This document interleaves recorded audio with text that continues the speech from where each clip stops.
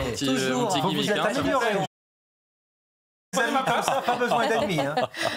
Bonsoir à tous. Savoir pour ce deuxième soir de suite du service politique également, bien sûr, de sérieux avec des sujets importants à évoquer ensemble. Israël sème sur le thème. Le terme est particulier. Mais on ne peut pas mettre un signe égal entre ce que fait le souverain démocratiquement élu. Enfin, c'est complètement... Non, diplomatiquement, pas clairement comme Ah oui, ça, nous sommes d'accord. J'essaie juste de faire une lecture. On peut avoir cette lecture-là, effectivement, mais il faut savoir que la guerre, hélas, avoir une autre lecture. Vous évoquez celle-là. Moi, on peut mettre dans le débat une autre lecture. Quels sont les liens du président de la République avec les dirigeants du Hezbollah ? Emmanuel Macron, quand il évoque le Liban, il ne parle jamais du Hezbollah. Il ne les évoque jamais. Je vous rappelle que la France n'a pas réagi à la mort de M. Nasrallah, qui était le leader du Hezbollah, tué par les Israéliens qui nous ont rendu un grand service sur les relations qu'Emmanuel Macron a avec le Hezbollah, qu'il ne qualifie pas. Clélie, je voudrais revenir sur ce que disait Florence Ross. C'est peut-être une explication.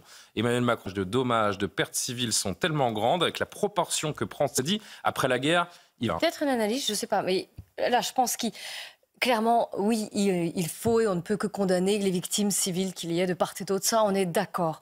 Mais il a été, vous l'avez rappelé, Maître Roas, il a été très proactif l'année dernière, justement, pour aider Israël, pour soutenir, pour dire on va faire cette coalition internationale contre le Hamas, qui était infaisable. Mais bon, il a eu l'initiative. Et peut-être que justement, alors c'est peut-être une autre interprétation, Julien, peut-être qu'en fait, il regrette de ne pas jouer, puisqu'il voit que le temps s'étire et que là, les fronts s'ouvrent pour Israël. Peut-être qu'il regrette de ne pas jouer un rôle plus actif et de ne pas avoir été embarqué dans la résolution de ce conflit et de ne pas y arriver et d'être impuissant au final. On ne va pas se mentir, évidemment. Paul Melun, Caroline Pilas. Il y a une posture de défiance contre Israël. Israël n'avait pas le droit de se défendre au lendemain du 7 octobre et de se programmer. Mais quand vous dépose les armes et libère les autres, bien sûr. C'est important aussi d'avoir une balance. Vous avez raison de le rappeler. Moi, je ne supporte plus les gens qui disent à Israël, maintenant ça suffit, il faut la paix. Oui, avec eux. Quand on souhaite votre mort, il n'y a rien à négocier. On peut faire la paix et trouver un accord quand il y a un conflit de territoire. Prendre les otages, capituler.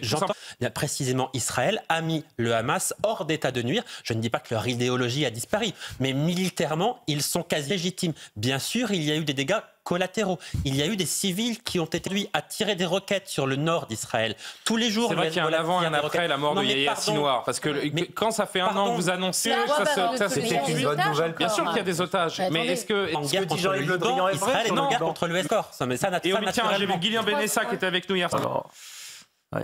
Caroline, des ravages. Yoann. Non mais possible, hein, voilà. On marque une déficit religieux sur environ 50 000 lieux de culte recensés le 7 décembre prochain. Plus d'explications avant d'en parler.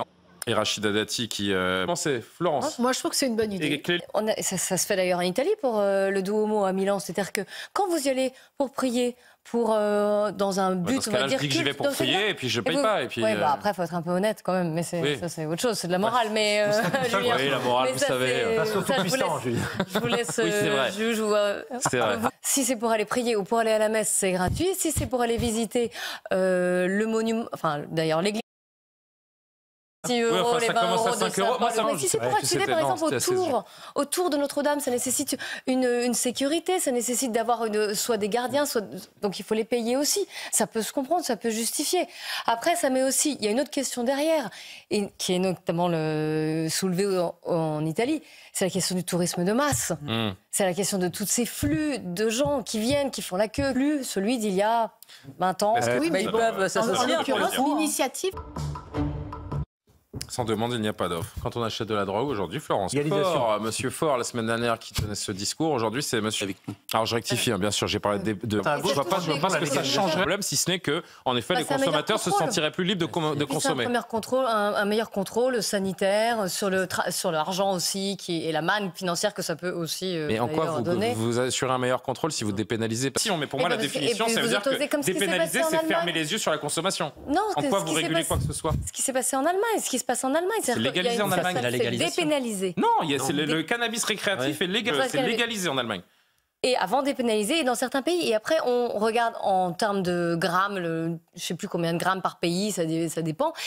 Et je rebondis sur ce que disait Paul, c'est-à-dire que Pourquoi nous soulevons que il y a le trafic de stupes, il y a tous les échecs qu'on connaît, il y a le problème de cette drogue, de cette violence, de ce que dit Bruno Retailleau, c'est-à-dire que derrière, il y a des larmes, il y a du sang. Ça fait des années qu'on en parle de ça. Exactement, c'est que ça, c'est pas une solution, peut-être, en l'encadrant bien. Ça, c'est sûr. Une solution, j'en sais rien. Non, pas forcément, je ne souhaite pas le faire. Est-ce qu'il faut pas au moins avoir cette discussion et dire l'encadrer bien, comme pour l'alcool, pour la cigarette, pour le tabac, je suis désolée.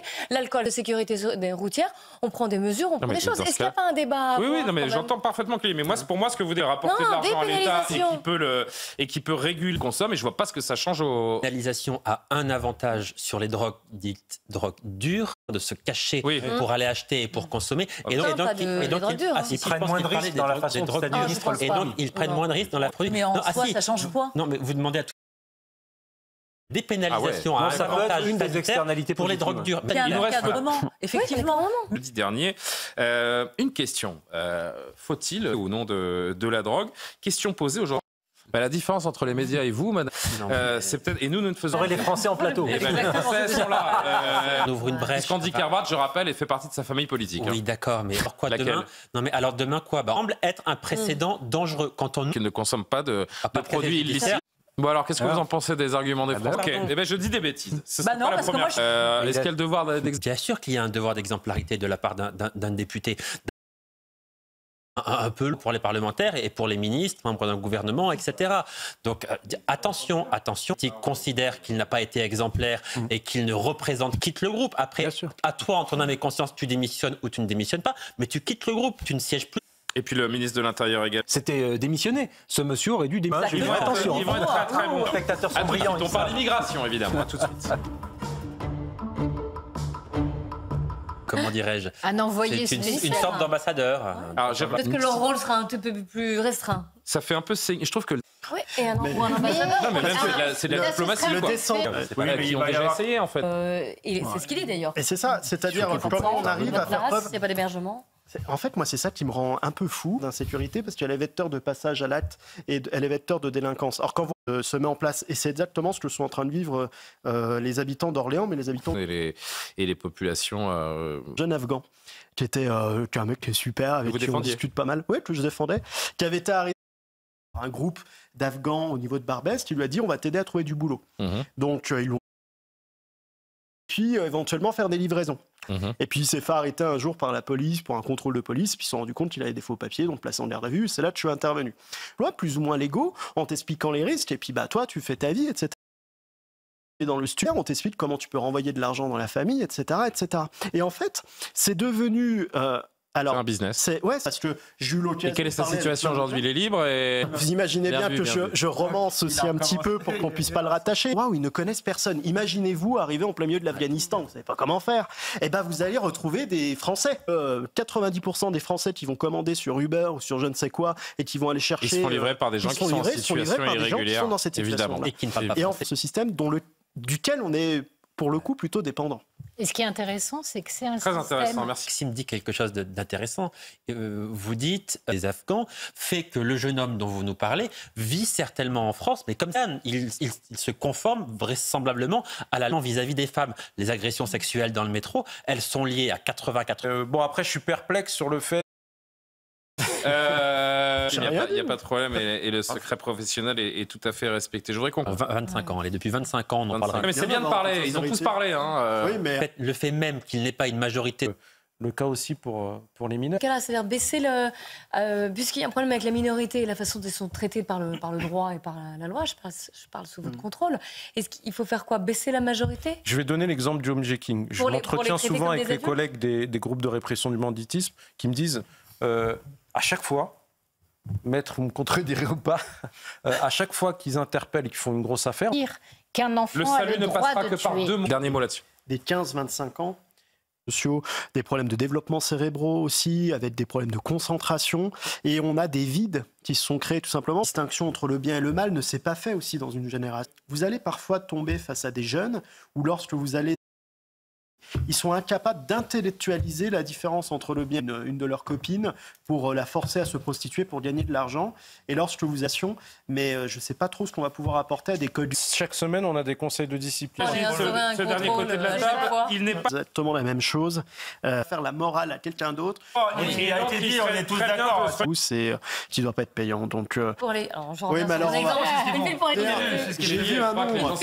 Mais oui. J'ai vu un nombre colossal de personnes promener des chiens qu'ils n'avaient pas pendant la période Covid pour pouvoir aller plus loin que le lieu où ils avaient le droit d'aller. La beauté, que ce soit les musées, que ce soit les églises d'ailleurs, soient ouverts à tous. Après, c'était payant.